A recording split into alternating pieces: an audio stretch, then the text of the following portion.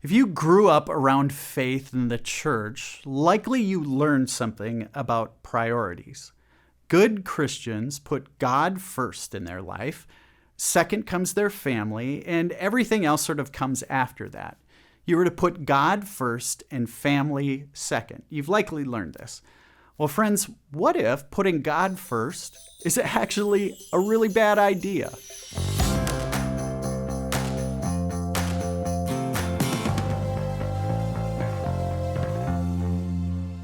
Hey everybody, this is our final session of a series we've called Faith for the Rest of Us.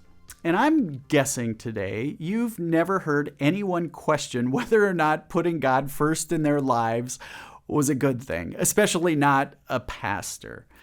Well, we've all learned we are to put God first in our lives. But think about that for just a minute. What does that mean? I mean, personally, I have no idea what that means. Is putting God first about how I order my day? Am I to start each day with prayer and Bible study? If so, how much time do I need to spend before I'm free to go on to the next thing? Or is putting God first about time? Am I to give God more hours out of my day? If so, the truth is, if I'm going to hold a job, this is going to get tricky. Or maybe putting God first is about quality. I'm to give God the best portions of my time and my energy.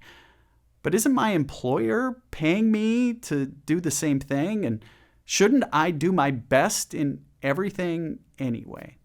Or how about this? Is putting God first about a priority of value? Whenever I'm faced with options, God and God's agenda should always be the first choice. But again, how far does that go? Am I supposed to be at the church every time the doors open? Can I read a novel when there's a Bible on my nightstand? You see what I mean?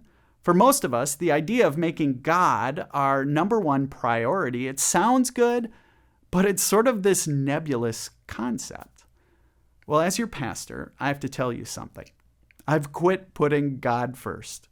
Yep, you've heard that right.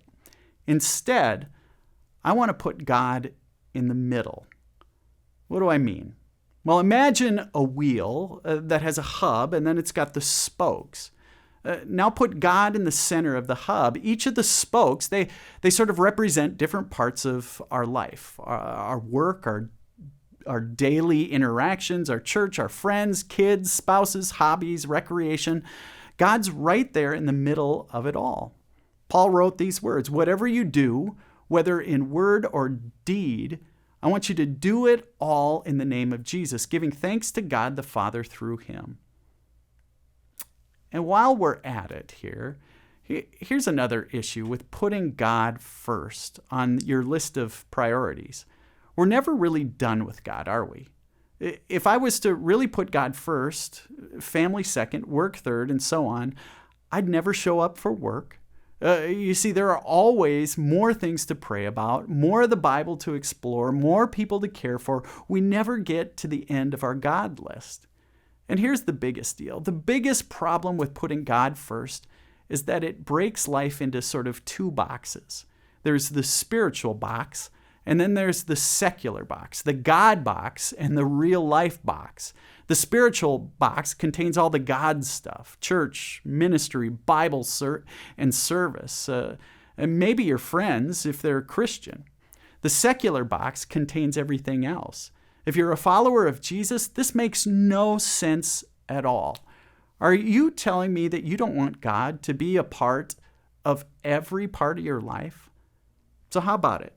Take God off the top of your priority list and put God in the middle of your life.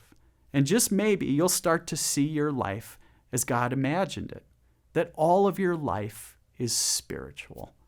Folks, as we close, a couple of questions for you. If you were to rank your priorities in life prior to this study, what would your top priorities have been? What would it look like now to take God off the top of your priority list and put God in the center of your life? Do you think you'd start to see all the parts of your life as spiritual?